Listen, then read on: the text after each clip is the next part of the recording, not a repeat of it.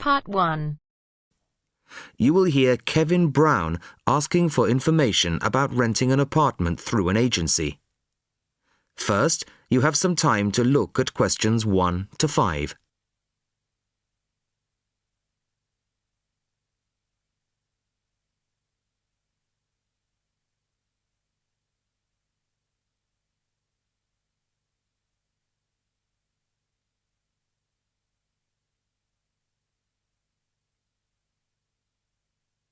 Now the test will begin. You should answer the questions as you listen, as you will not hear the recording a second time. Listen carefully to the first part of the conversation and answer questions 1 to 5. Good afternoon. How can I help you? Hello, my name's Kevin Brown. I saw your advertisement in today's local paper, apartments to let in all areas of the city. Yes, Mr. Brown. We currently have several properties available. What part of the city were you thinking of? Well, city centre ideally. OK. And what price range are you interested in? I don't really know. What have you got? Well, prices start at £400 a month, going up to £1,000 a month. OK. And what's the difference? What does the price depend on? Well, the number of bedrooms mainly. Uh-huh. The cheaper apartments have 1 bedroom, while the most expensive have 3 or 4 bedrooms. OK. 2 bedrooms would be nice. So I'll say 2 bedrooms up to $600 a month. Mm-hmm. Do you have anything like that? Right, sir. We have... just give me a moment, please. Mm-hmm. We have 2 properties that might interest you. One is in North Street. It's a very nice apartment, but it's £750 a month. But that includes a private parking space. $750. That's a bit higher than I'd like to go, really. Do you have anything less expensive? Yes. We have another one at £625 a month. $625? Mm-hmm. All right, that sounds interesting. Where is it? It's in Cornell Road, at number 12B. I don't know that. How do you spell it? It's Cornell. It's near the park. I've never heard of it, but I'm sure I'll be able to find it on a map. Before you hear the rest of the conversation, you have some time to look at questions 6 to 10.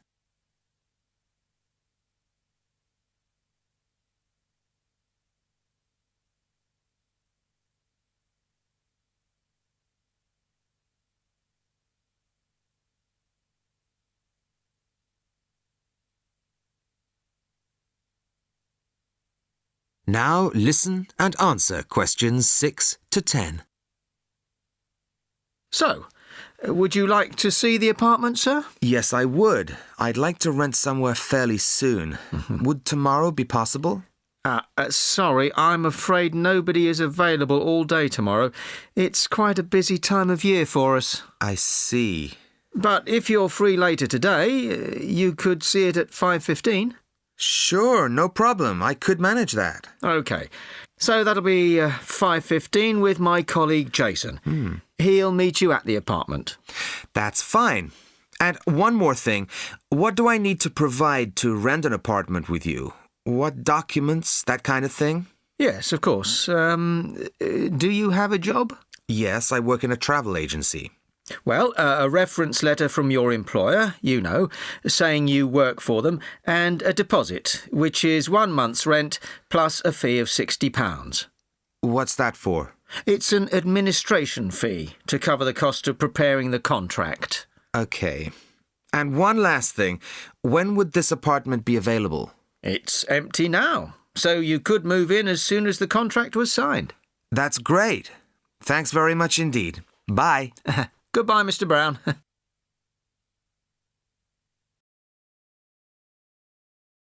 That is the end of part 1. You now have half a minute to check your answers.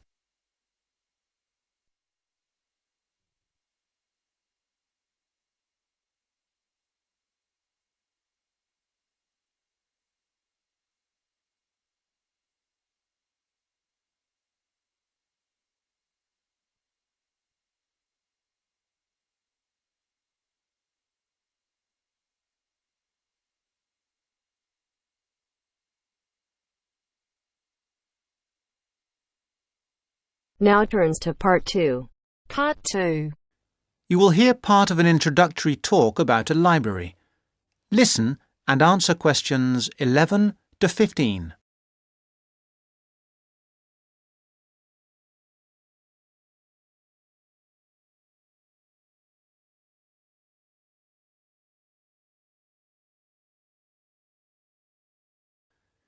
You will hear part of an introductory talk about a library. Listen and answer questions 11 to 15. Good morning. My name is Mandy and I am going to tell you a little about the John R. Jones Memorial Library here at Blackwater College. We regard the library as a gateway to the resources that you as students at the college may need. The majority of you are full-time students. You may find you spend a lot of time here.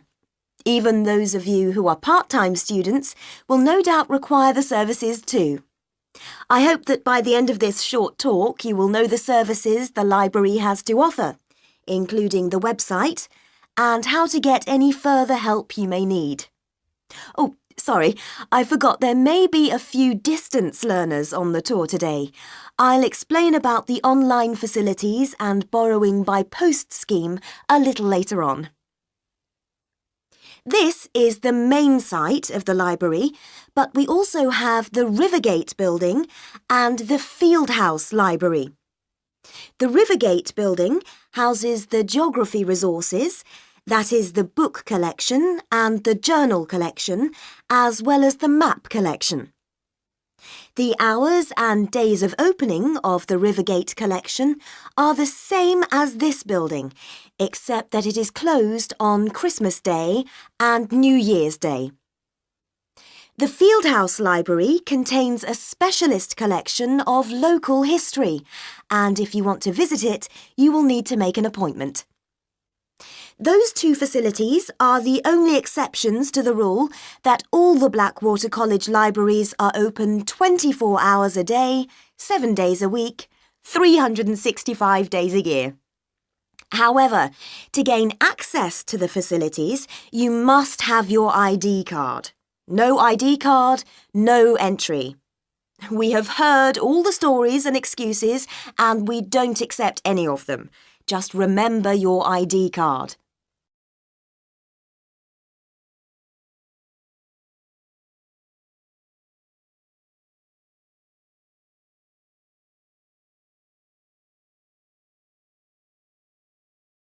Before you hear the rest of the talk, you have some time to look at questions 16 to 20.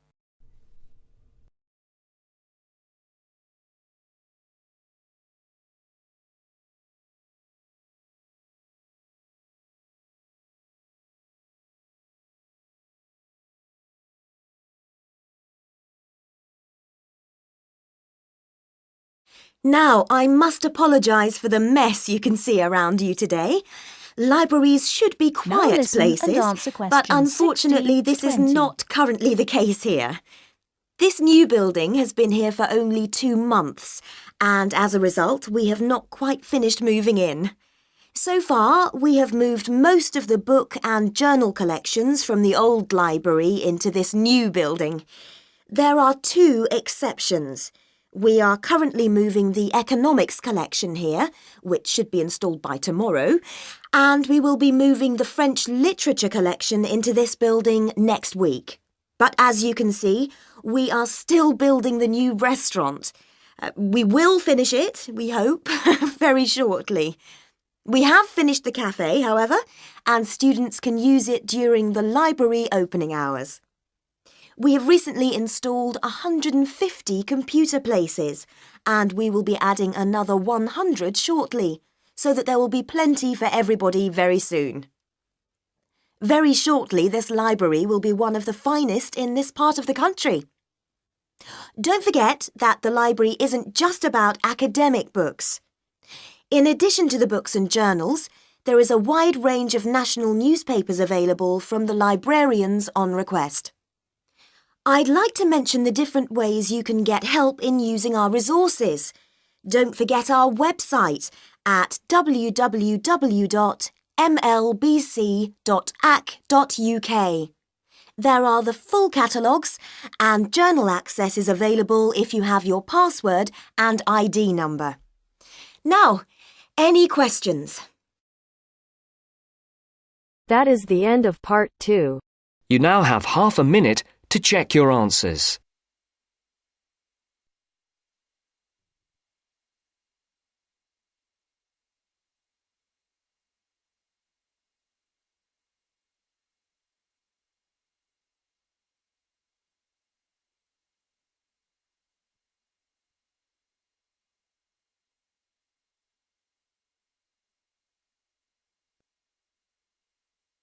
Now turns to part 3. Part 3. You are going to hear a conversation on rivers. First, you have some time to look at questions 21 to 25.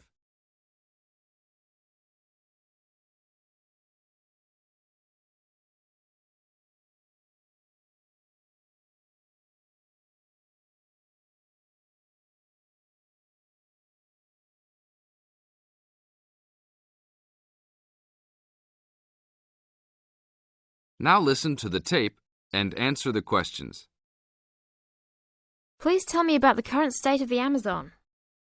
We have increased deforestation, increased human population relating to deforestation, and a role of fire in the Amazon on a scale that's never been seen in history. At the same time, you can see progress in trying to counter that negative trend. How do you see this? We see this in the creation of national parks and indigenous areas, and efforts to fund sustainable development activities for locals. We see both good and the bad, and it's going to be a race to finish. I understand that you started the Minimum Critical Size of Ecosystems project. Could you tell me about it? A number of years ago, it became apparent that those practicing conservationists didn't have the scientific information available to properly design a conservation area. They didn't know how big it had to be, right? People were learning that as forests fragment, the fragments begin to shed species after they become isolated, so they end up becoming poor examples of what they had been. This relates to the size of the fragment. Do people still study this?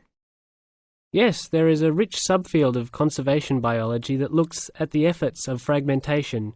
One of the consequences is a general policy response to set up protected areas that are fairly large, something on the order of 1,000 square kilometres.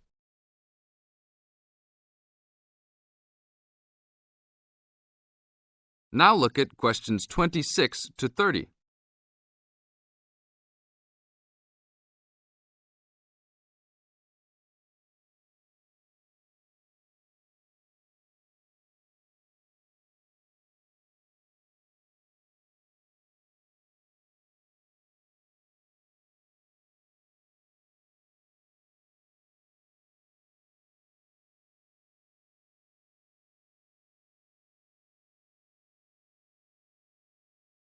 As the talk continues, answer questions 26 to 30.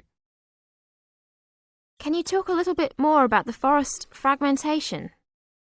As habitats are destroyed, they are accompanied by habitat fragmentation. So when 50% of a forest is lost, the remaining 50% being is not one large block, but smaller pieces, which makes the conservation problem even worse than saying that 50% has been lost.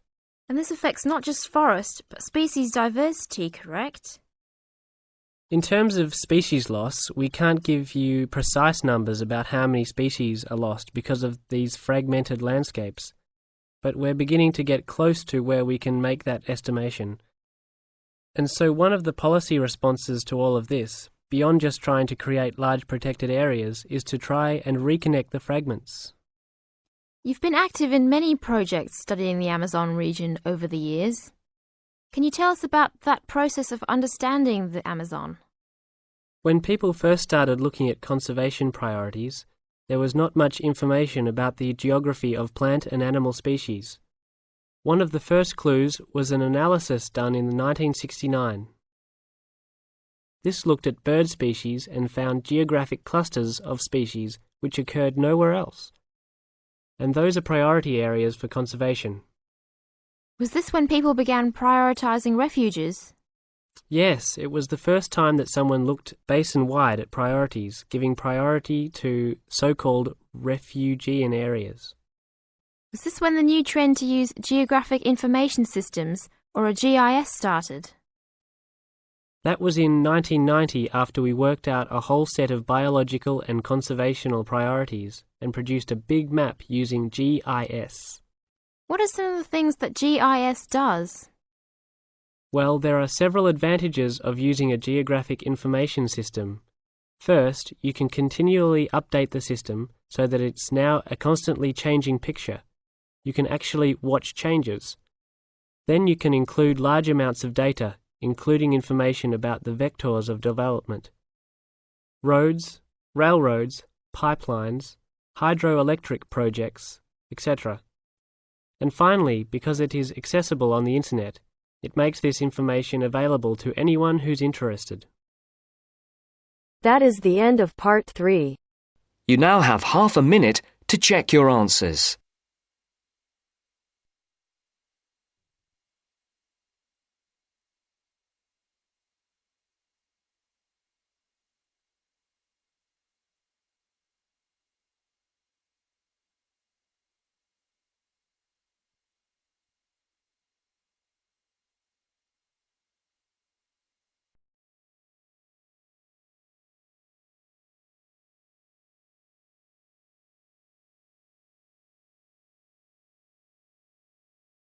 Now turns to part 4.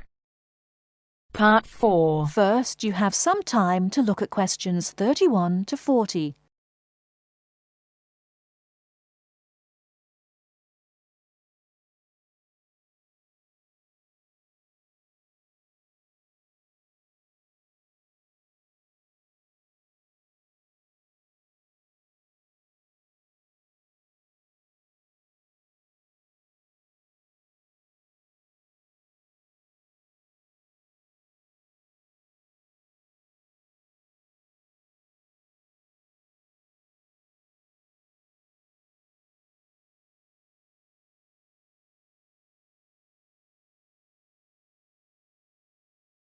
Now, listen carefully and answer questions 31 to 40.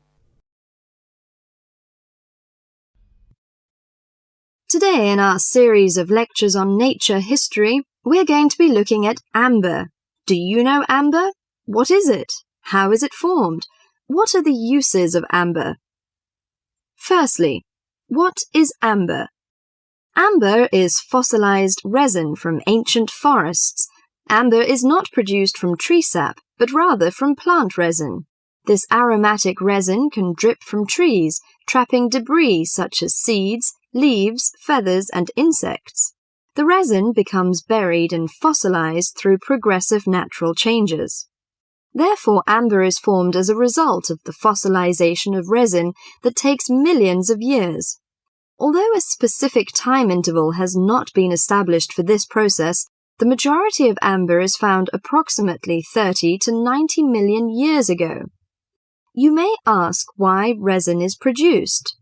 Although there are contrasting views as to why resin is produced, it is a plant's protection mechanism. The resin may be produced to protect the tree from disease and injury caused by insects and fungi. Resin may be produced to heal a wound, such as a broken branch, and resins have odors or tastes that both attract and repel insects. Resin may also be produced as a plant's method to dispose excess acetate. We know that amber survives millions of years, but what type of depositional environment preserved amber? One depositional environment for amber is marginal marine. Amber's specific gravity is slightly over 1, and it floats in salt water. Therefore, amber becomes concentrated in marine deposits, moved some distance from the original site. Trees and resin may be transported and deposited in quiet water sediments. Wood and resin are buried under the sediment, and while the resin becomes amber, the wood becomes coal. Wet sediments of clay and sand preserve the resin well because they are devoid of oxygen. So, as a precious product of nature, what are the uses of amber? In ancient times, amber was used for medicine. Honey was mixed with powdered amber, and prescribed for many chronics like asthma, gout, and the Black Plague. It was also used as precious decoration. The amber jewellery was thought to have the magic power against evil and dark forces. Sailors burned amber on ships to drive away sea monsters and the dangers of the deep.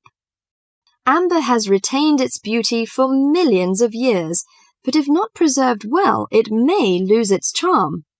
The softness and brittleness is likely to be attacked by chemicals and requires some special care in handling and storing, so do not put your amber jewellery on before hairspray and perfume is applied, because it will likely create a whitish coating on the amber that may be permanent. If you want to string the amber beads on silk or linen thread, remember to string them with knots between each bead to prevent mutual rubbing and chipping. Amber jewellery should not be stored where it can rub against metal or other jewellery, and storage in a soft cloth is best. Never put amber jewellery in a steam cleaner, which would shatter the gem.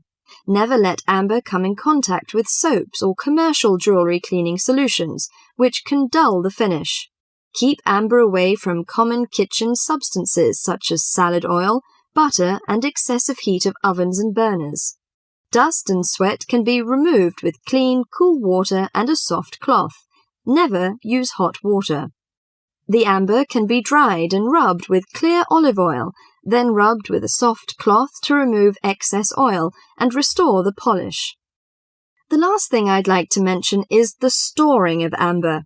Amber should not be placed near heating ducts or in direct sunshine, and avoid exposure to sudden changes of temperature. Well, that's all for amber today. Hope you enjoy this precious product of nature and have the luck to own one. That is the end of part 4. You now have half a minute to check your answers.